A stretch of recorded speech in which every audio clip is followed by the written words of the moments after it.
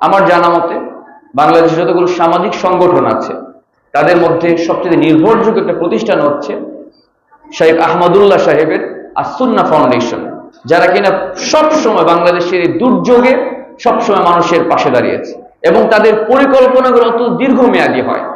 এমন না যে এখন আমি মানুষের খাবার দিলাম আমার কাজ শেষ।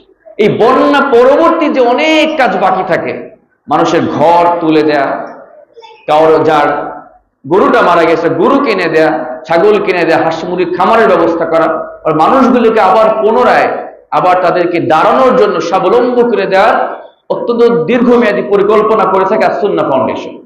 তো আমরা তাদের তাদের মাধ্যমে আমরা দান করতে পারি। নির্ভরযোগ্য প্রতিষ্ঠান যতটুকু আমরা এ পর্যন্ত দেখেছি আলহামদুলিল্লাহ, সেখানে কোনো এ পর্যন্ত দুর্নাম শোনা যায় নাই। খুব স্বচ্ছতার সাথে তারা তাদের কাজগুলো আঞ্জাম দেয়।